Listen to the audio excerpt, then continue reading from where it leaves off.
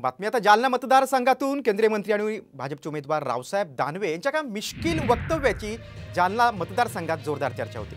मी राजकारणातली सासू आहे आणि अर्जुन खोतकर माझी सून आहे असं मिश्किल टिप्पणी दानवेने केली। खोतकर आणि दानवे यांच्यातील दुरावा दूर झाल्याने आज दोन्ही नेते प्रचारासाठी एकत्रित होते।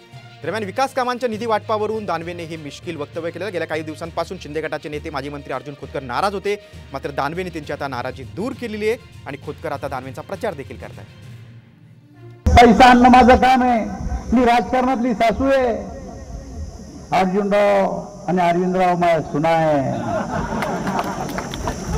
आणि एकदा का सुनाच्या हातात कारभार गेला तर सासूला फक्त आणायचं सांगतात, वाटायला या सुना असतात मिळाल्या। ती गोष्ट तुम्ही जरा माझी भूमिका लक्षात घ्या।